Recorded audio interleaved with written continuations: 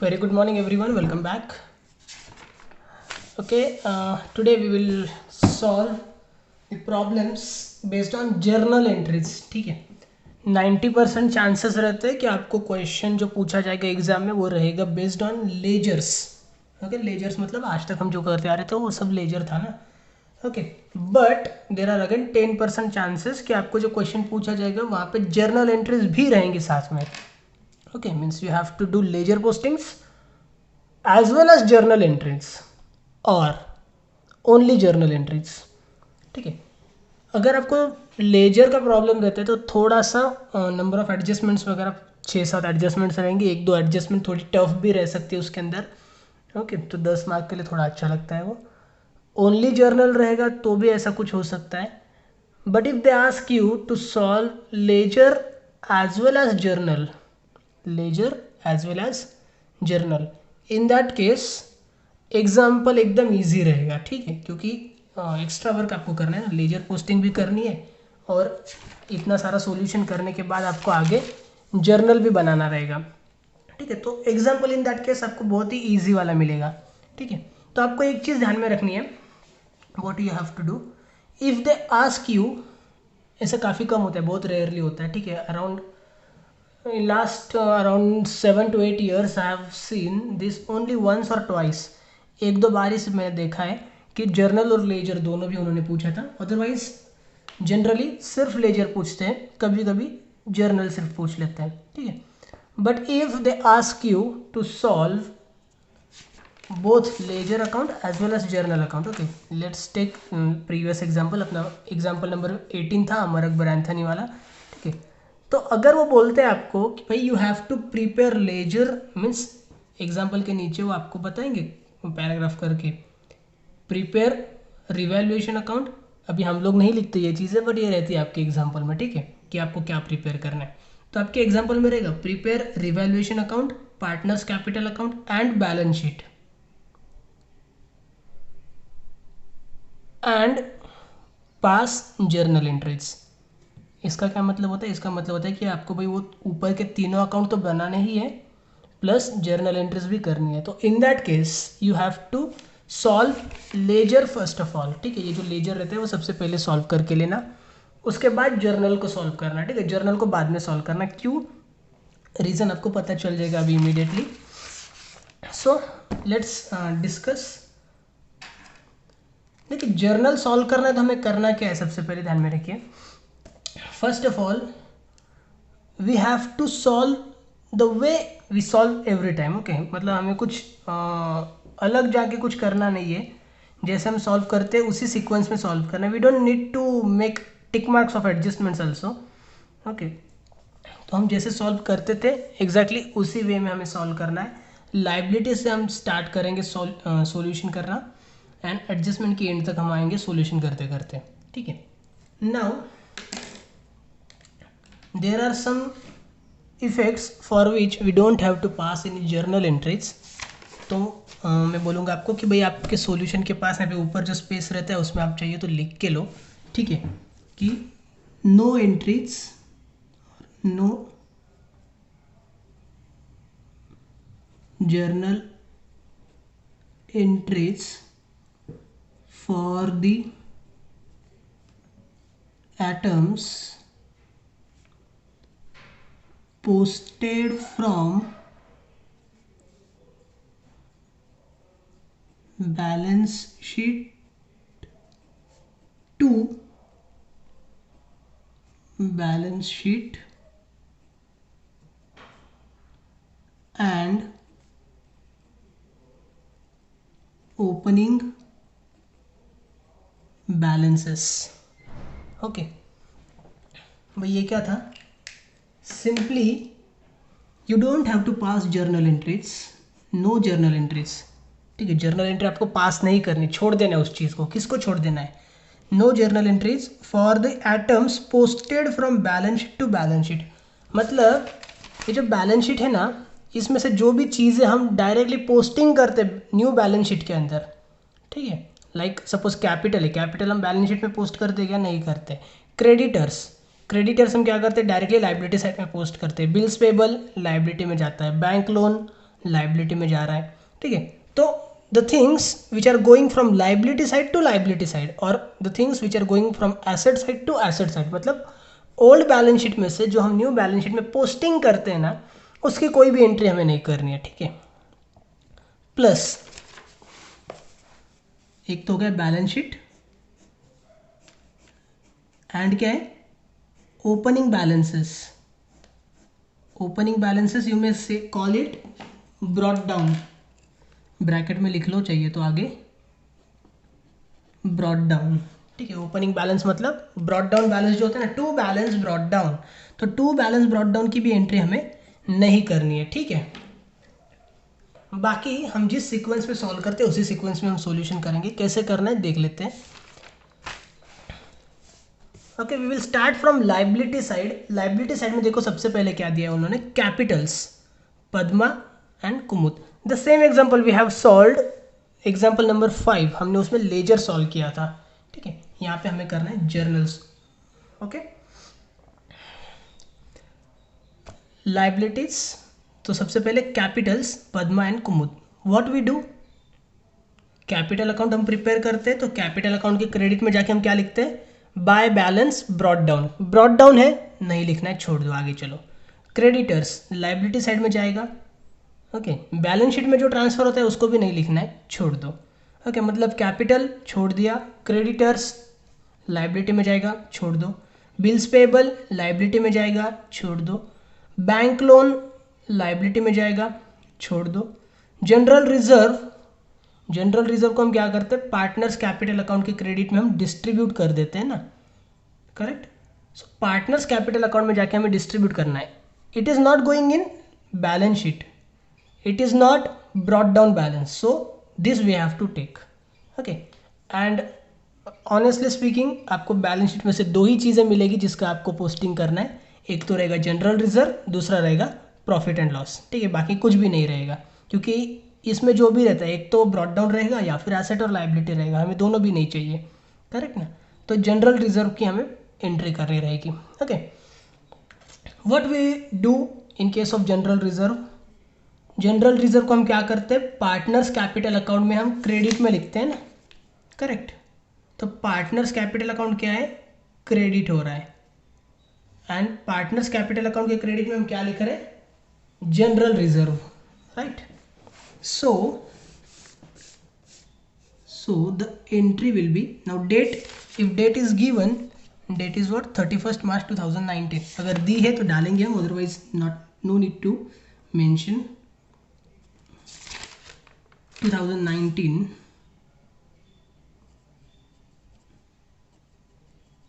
March 31st, okay, 2019 March 31st। और you में mention transaction numbers also, वो भी करेक्ट रहेगा, 1 2 3 4 5 6 ऐसे ट्रांजैक्शन नंबर भी डाले रहेंगे तो भी चलता है, ऐसा कुछ नहीं है उसके लिए, ठीक है। अच्छा, क्या एंट्री हो रही है अपनी, और what we are doing, general reserve is distributed to partners, partners capital के क्रेडिट में आप लिख रहे हो ना, ठीक है। पार्टनर्स कैपिटल के क्रेडिट में लिख रहे हो, इसलिए to, I am living one line, क्योंकि एंट्री में एक बार आपको दिखा देता हूँ थोड़ा सा लॉजिकली, उसके बाद आपको मैं डायरेक्ट जर्नल एंट्री भी बोल देता हूँ, ओके। तो यहाँ पे हम 2 लिखेंगे, and general reserve is distributed among old partners Padma and Kumud. So हम क्या लिखेंगे यहाँ पे, 2 पद्माज कैपिटल अकाउंट, पहले आप एंट्री देख लो उसके बाद लिखना, 2 Padma's capital account, 2 Kumud's capital account, Padma's capital account, Kumud's capital account, and इन दोनों को हम क्या डिस्ट्रीब्यूट करते हैं, इनके क्रेडिट में हम क्या नाम डालते हैं, जनरल रिजर्व ना। अगर आपको जर्नल और लेजर पोस्टिंग का रूल पता होगा तो बराबर है, कैपिटल के क्रेडिट में हमने नाम क्या डाला था, जनरल रिजर्व, तो जनरल रिजर्व के डेबिट में हमने कैपिटल का नाम डाला होगा, करेक्ट। तो यहाँ पे हम क्या लिखेंगे, general reserve account debit, general reserve account debit to Padma's capital account to Kumud's capital account, okay. ये अपनी हो गई first entry. Why journal reserve is written on debit side, because capital के क्रेडिट में जनरल रिजर्व का नाम होता है, तो जनरल रिजर्व के डेबिट में कैपिटल का नाम रहा होगा, obviously correct.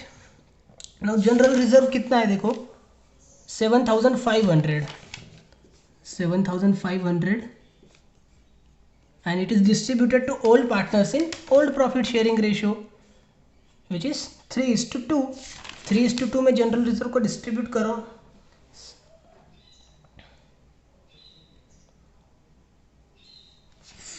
4,500 and 3,000, is that correct? And narration will be being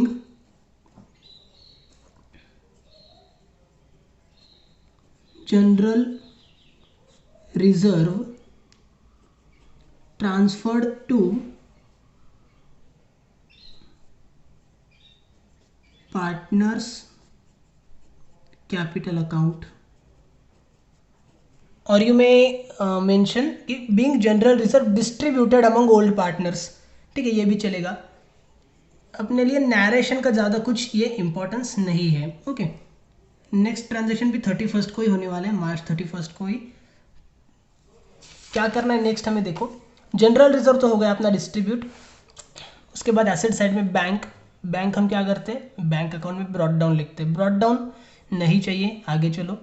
bills receivable asset side में जाएगा, नहीं चाहिए। डेटर्स एसेट साइड में जाएगा, नहीं चाहिए। आरडीडी उसमें से ही माइनस होता है, नहीं चाहिए। स्टॉक एसेट साइड में जाएगा, नहीं चाहिए। फर्नीचर एसेट साइड में जाएगा, नहीं चाहिए। मशीनरी एसेट में जाने वाला है, नहीं चाहिए। बिल्डिंग एसेट में जाने वाला है, नहीं चाहिए। ओके, सो पूरे बैलेंस शीट में से हमने क्या लिया, सिर्फ जनरल रिजर्व। मैंने बोला आपको दो ही चीज़ें लेनी पड़ेगी, एक तो जनरल रिजर्व और दूसरा प्रॉफिट एंड लॉस, ठीक है। बाकी बची हुई चीज़ें एक तो बैलेंस शीट में जाने वाली है या फिर ब्रॉट डाउन रहेगा। हमें ब्रॉट डाउन भी नहीं चाहिए होता है और बैलेंस शीट वाली चीज़ें भी नहीं चाहिए होती है। Now see adjustments. Asha is admitted on following terms. Okay, number 1 is for half share in future profit Asha should bring ₹30,000 for capital and 15,000 for goodwill in cash. अच्छा, सबसे पहले क्या किया, cash brought in as a capital. Okay, cash लेके आ रही है। Now we have prepared bank account, ठीक है, यहाँ पे हमें पता है बैंक अकाउंट हमने बना के रखा है। ये सब हमने इमेजिनरी करना है, दिमाग में करना है। ओके, बैंक अकाउंट हमने प्रिपेयर करके रखा है, तो हम क्या करेंगे, कैपिटल लेके आ रही है इसलिए बैंक अकाउंट के डेबिट में लिखेंगे, कैपिटल अकाउंट के क्रेडिट में लिखेंगे। Bank account debit, capital account credit, so the entry will be bank account debit to, किसका कैपिटल, ये आशा का कैपिटल है ना, एंड आशा के कॉलम में हम लिखते हैं, हमें पता है, bank account debit to Asha's capital account, bank account debit to Asha's capital account. How much, 30,000 rupees. So 30,000 rupees हम यहाँ लिखेंगे, 30,000 रुपीज हम यहाँ लिखेंगे। Okay, and the narration will be being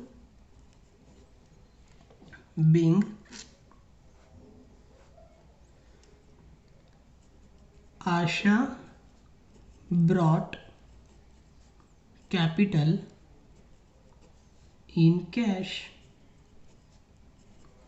Being Asha brought capital in cash. You may write being cash brought by Asha as capital. Whatever, sentence doesn't matter, ठीक है, sentence का कोई इतना मतलब नहीं रहता है। Narration is just an explanation of your transaction, nothing else, ठीक है। 31 को हम नेक्स्ट ट्रांजैक्शन देखने वाले हैं, क्या है आगे देखो।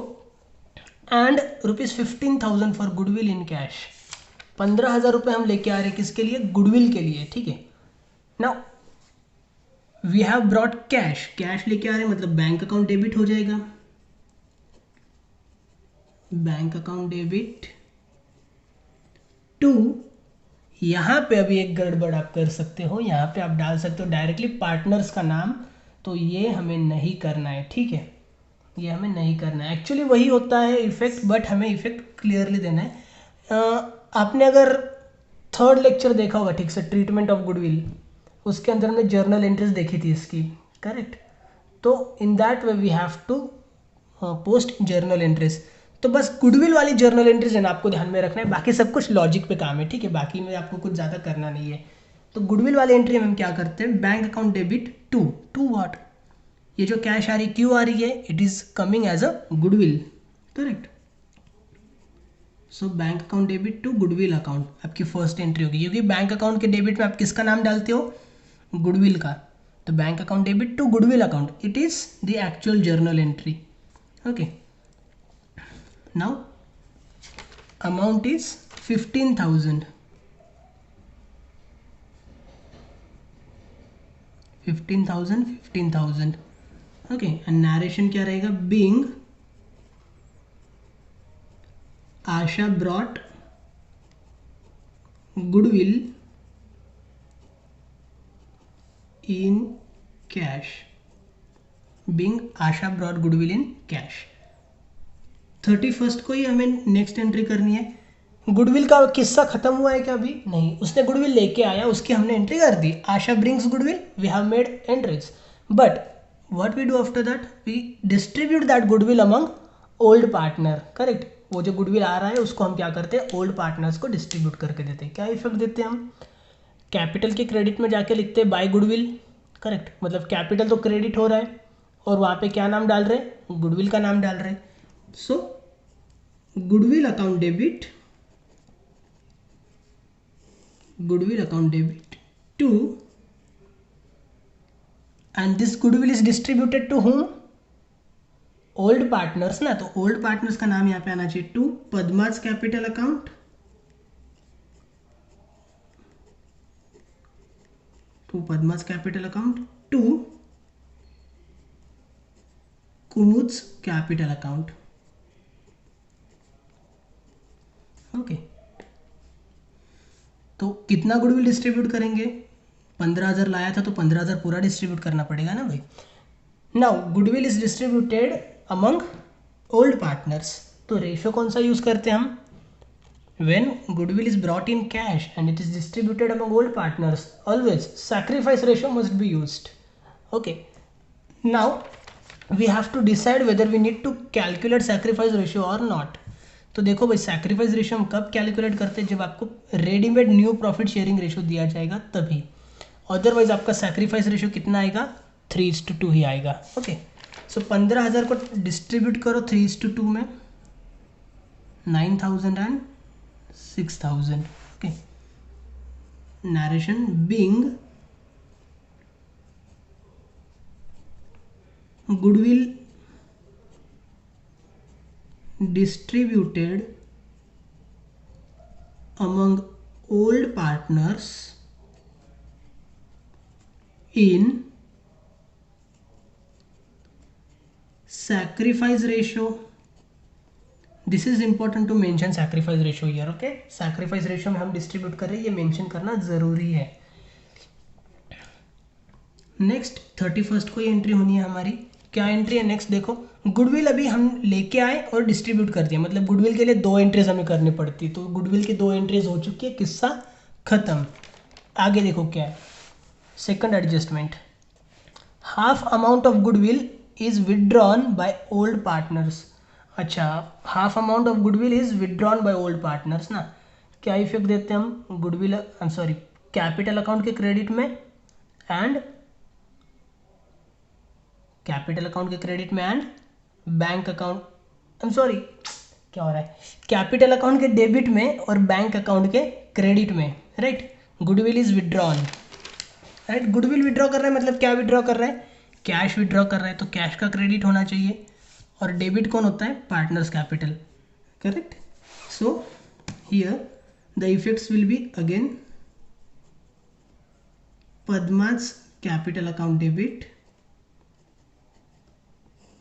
पद्माज कैपिटल अकाउंट डेबिट, दूसरा कौन रहता है, Kumud's capital account debit,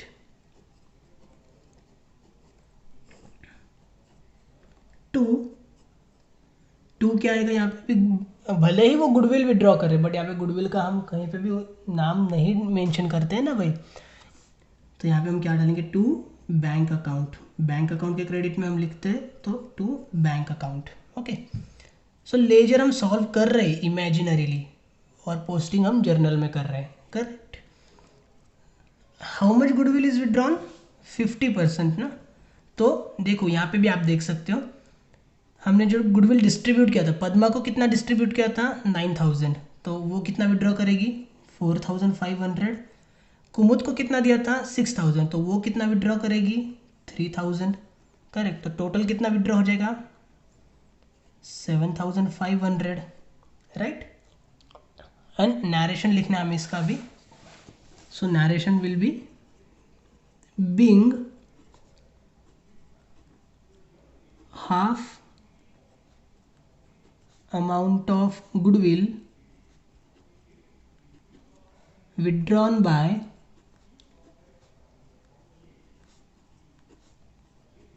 old partners. Okay, being half amount of goodwill withdrawn by old partners. Okay, next 31st date आपकी सेम आ रही है, and if you are mentioning transaction number then 1 2 3 4 5 6, okay, in that way you have to mention that. तो देखो क्या है आगे, goodwill withdraw कर लिया हमने। Okay, next the stock is depreciated by 10% and machinery by 5%। Okay, so now here are two methods, दो method होती है। एक तो भाई जितना भी डेप्रेसिएशन और एप्रिसिएशन रहेगा वो सब कुछ आपका रिवैल्यूएशन में जाने वाला है, बराबर है। तो उस सब की अलग अलग जर्नल एंट्री आप कर सकते हो, और दूसरा रहता है कि आप कंबाइन एंट्री कर सकते हो। ओके, बट कंबाइन एंट्री करोगे तो आपका थोड़ा सा टाइम बच जाएगा। ओके, तो आपको क्या करना है, आपको सिंपली इसके लिए एक छोटा सा रफ वर्क करना है, एंड ऑब्वियसली वो करना भी पड़ेगा अगर आप अलग अलग एंट्रीज करते हो तो भी। ओके, अलग अलग अगर आपको एंट्रीज करनी होगी तो क्या एंट्री हो सकती है, देखिए स्टॉक इज डेप्रिसिएटेड बाय 10%, तो हम क्या करते हैं स्टॉक में से माइनस करते हैं एंड रिवैल्यूएशन अकाउंट के डेबिट साइड में लिख देंगे ना, डेप्रिसिएशन है इसलिए। तो रिवैल्यूएशन डेबिट हो रहा है तो एंट्री क्या हो जाएगी, revaluation account debit to stock account, correct, क्योंकि रिवैल्यूएशन के डेबिट में हम नाम किसका डाल रहे हैं, स्टॉक का डाल रहे हैं। तो revaluation account debit to stock account, ये आपकी जर्नल एंट्री हो जाएगी। उसके बाद नेक्स्ट जितने भी एक्सपेंसेस रहेंगे इन दैट वे, ओके, सभी की अलग अलग आप एंट्रीज करते बैठोगे। तो better way what I will suggest you have to do one rough work for revaluation account. ठीक है, आपको एक रफ पेज पे रिवैल्यूएशन अकाउंट एक इस टाइप से प्रिपेयर करना है, ठीक है, जिसके अंदर आप पूरा रिवैल्यूएशन का जो भी इफेक्ट रहेगा ना वो दे दोगे। Okay, so see what is given,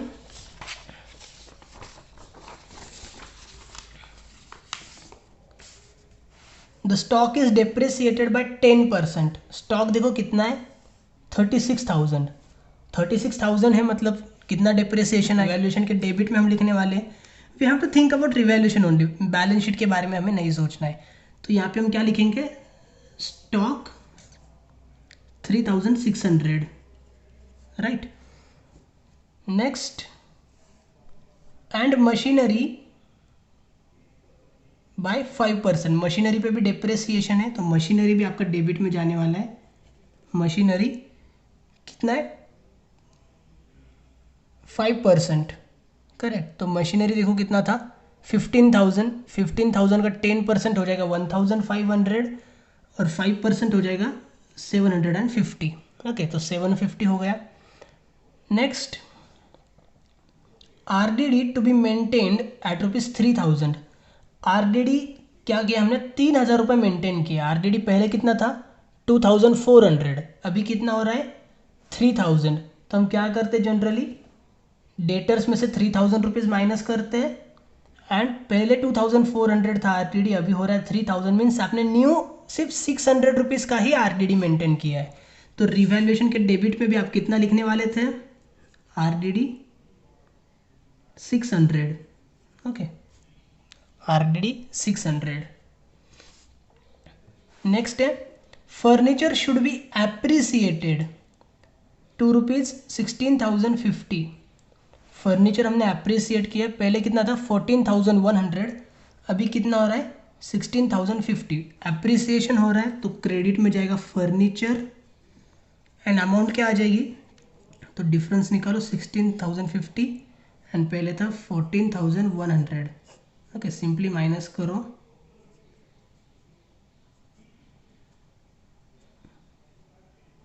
₹1,950।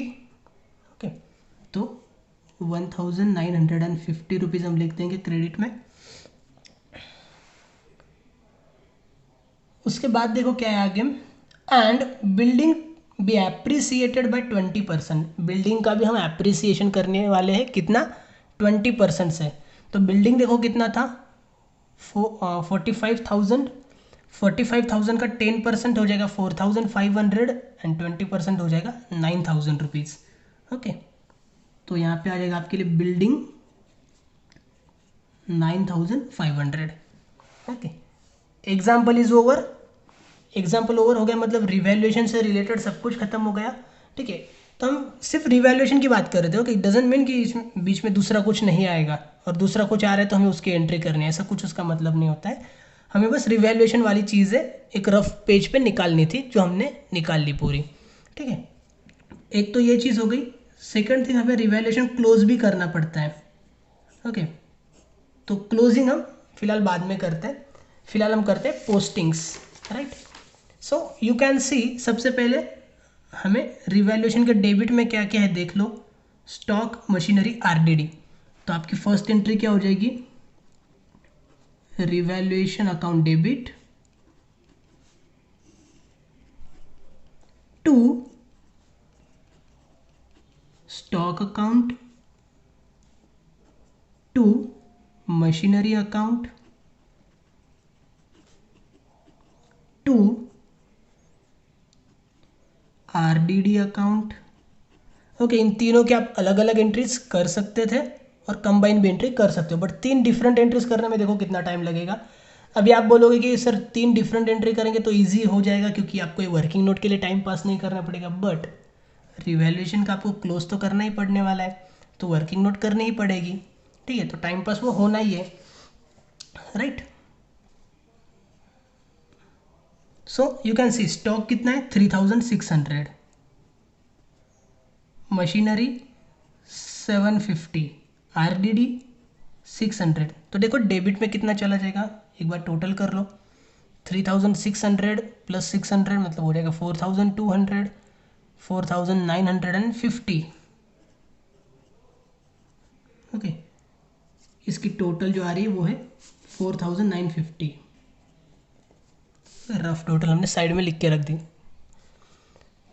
Narration Bing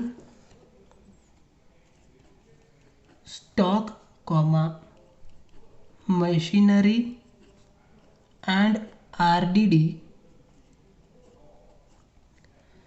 now stock and RDD, I am sorry, stock and machinery के लिए उन्होंने बोला था डेप्रिसिएशन, ठीक है, बट आरडीडी के लिए कोई डेप्रिसिएशन नहीं होता है। तो सिंपल एक चीज़ क्या ध्यान में रखो, इसके लिए आप मेंशन कर देना बस, being stock machinery and RDD revalued. Okay, revalued, क्योंकि रिवैल्यू वर्ड जो है ना वो सभी को चल जाता है, करेक्ट है, बट डेप्रिसिएशन लिखोगे तो फिर स्टॉक और मशीनरी को तो चल जाएगा, लेकिन आरडीडी में थोड़ी ना डेप्रिसिएशन होता है, बराबर है। तो रिवैल्यूड ये वर्ड आप लिख दोगे तो सबको चल जाएगा वो, ठीक है। नेक्स्ट एंट्री हमें करनी 31 को ही होगी। डेबिट हो चुका है अपना रिवैल्यूएशन, क्रेडिट करना है अभी, ठीक है। क्रेडिट में क्या क्या आ रहा है देखो, नो क्रेडिट है तो रिवैल्यूएशन अकाउंट क्रेडिट में जाएगा और ये जो एसेट्स है वो डेबिट में चले जाएंगे। So here we will make entries furniture account debit, building account debit,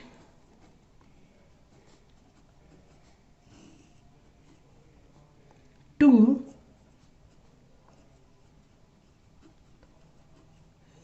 revaluation account, furniture account debit, building account debit to revaluation account. Okay, furniture है 1950, building is 9,500।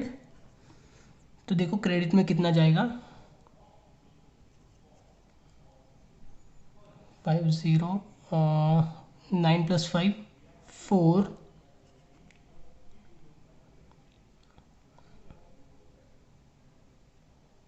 and 10 plus 1 11 11,450. Is that correct? 9,500 plus 2,000, suppose 10,000 11,500 minus 50 11,450 is correct. ठीक है, 11,450 रुपये. Narration क्या लिखेंगे हम? Being furniture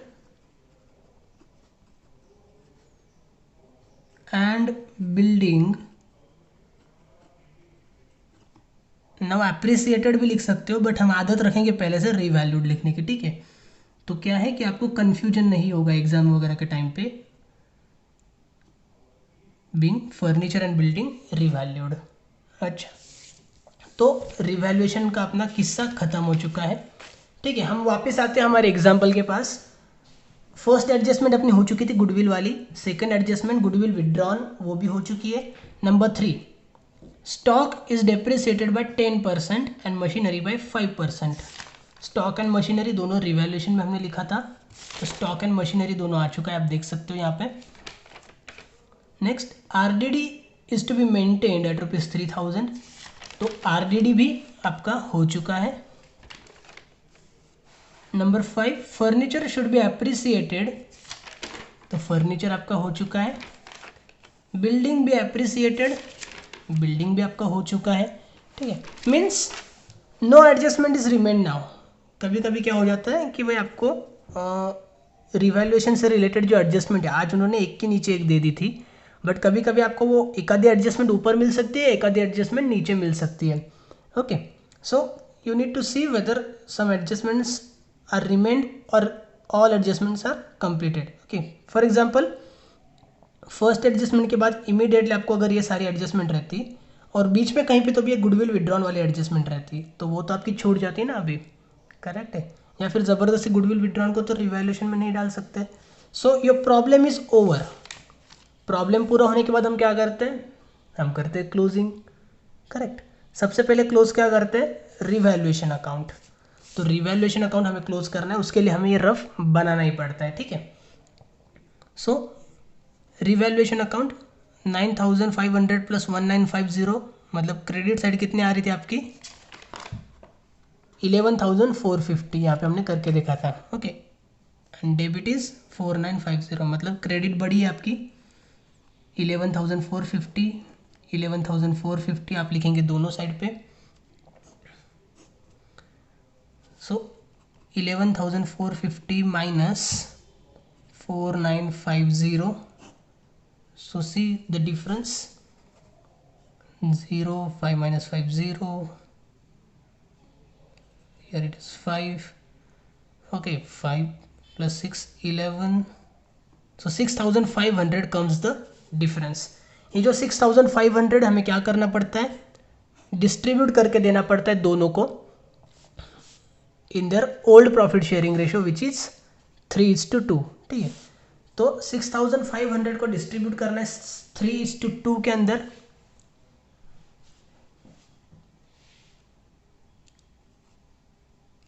$3,900 and 2,600.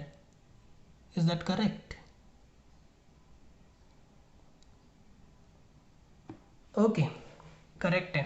ठीक है, 3,900 and 2,600. हम क्या करते हैं? दोनों को यहाँ पे लिखते रहते हैं,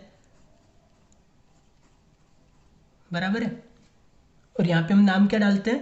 पार्टनर्स कैपिटल. करेक्ट, तो हमारी जर्नल एंट्री क्या होनी चाहिए?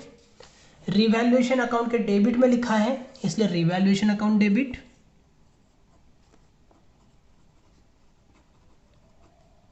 रिवैल्यूएशन अकाउंट डेबिट टू, ये पार्टनर्स कैपिटल में किसको डिस्ट्रीब्यूट कर रहे हैं? ओल्ड पार्टनर्स ना. So to Padma's capital account to Kumud's capital account.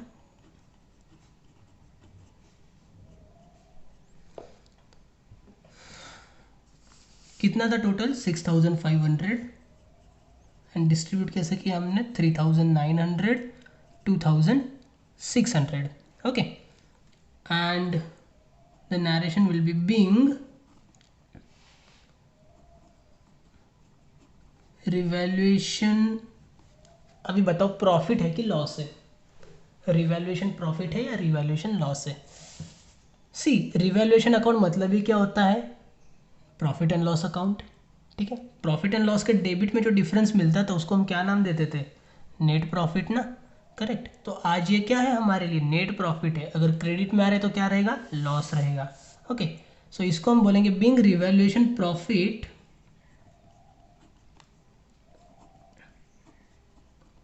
Distributed among old partners।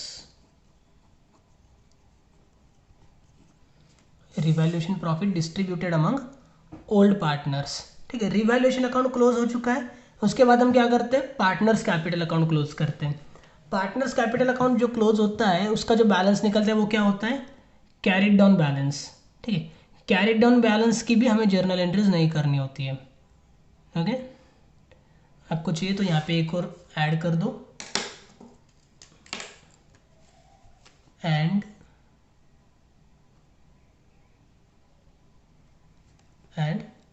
carried down balances। अभी आप बोलोगे भाई कैरिड डाउन बैलेंस की अगर एंट्री नहीं करनी तो ये रिवैल्यूएशन वाली एंट्री क्यों की? ठीक है, तो सिंपली इसके पीछे लॉजिक ध्यान में रखो। Carried down balance in the sense capital का जो कैरिड डाउन बैलेंस है वो कहाँ पे जाता है आपका? ये मत लिखो ये, ठीक है, आपको मैं दूसरा लॉजिक बताता हूँ जो कि कंफ्यूजन नहीं करेगा create. Fine, rough this. See, capital का जो क्लोजिंग बैलेंस रहता है वो कहाँ पे जाता है आपका? बैलेंस शीट में जाता है। बैलेंस शीट में जो भी चीज़ हम पोस्ट कर रहे हैं उसको हमें लिखना भी तो नहीं है ना, right? The things which has posted in the balance sheet we don't have to make journal entries of that. So capital account जो आप क्लोज करोगे उसकी हमें जर्नल एंट्री नहीं करनी है। ओके, नेक्स्ट हम क्लोज करते हैं bank account. Bank account close करके भी कहाँ पे जाने वाला है? वो एसेट साइड में जाने वाला है। सो उसकी भी हमें कोई जर्नल एंट्री नहीं करनी है। एंड फाइनली हम एसेट्स एंड लाइबिलिटीज को टोटल करते हैं। It is again related with balance sheet, so we don't have to total that as well. Okay, so here our solution is again over. Okay, closing के लिए हमें किस entry की सिर्फ जरूरत पड़ी? रिवैल्यूएशन की। That's why I am telling you to prepare revaluation account रफली। रिवैल्यूएशन बनाओगे तो आपको दो जर्नल एंट्रीज करने में काम आ जाएगा, एक तो डेबिट वाला, एक क्रेडिट वाला, एंड एक क्लोजिंग वाला। ओके, नाउ सिंपली जर्नल अपना कब खत्म होता है? जब हम टोटल करते हैं इसके। ठीक है, so write here total rupees and make the totals. Okay, first problem था, थोड़ा सा कुछ कंफ्यूजन आपको लगा होगा। अगर कंफ्यूजन लगता है तो आप लेजर पहले सॉल्व करो और साथ ही साथ जर्नल देखो। बट इससे क्या हो जाता है कि आपको एक आदत पड़ जाती है। अगर जर्नल सॉल्व करना है तो पहले लेजर करना पड़ेगा, अगर लेजर नहीं करेंगे तो जर्नल करते नहीं आएगा। एंड अगर पहले से ही आदत पड़ जाएगी तो फिर एग्जाम में बहुत से बच्चे ऐसे रहते हैं जो जर्नल अगर दिख गया एक तो छोड़ देते हैं, या फिर पहले लेजर का पूरा सॉल्यूशन करेंगे उसके बाद जर्नल करेंगे। सो it takes lot of time and it's nothing is here like rocket science जैसा कुछ नहीं है। इतने सारे एग्जांपल्स हमने लेजर में सॉल्व किए हैं, तो ऑन दैट बेसिस हम लेजर अपने दिमाग में इमेजिनरी कर सकते हैं और जर्नल को हम ऑन पेपर उतार सकते हैं। Correct, so that's all for today. अगर फिर भी कुछ क्वेरीज रहेंगे definitely drop a message, I will answer all your queries. Thank you so much, take care, bye bye.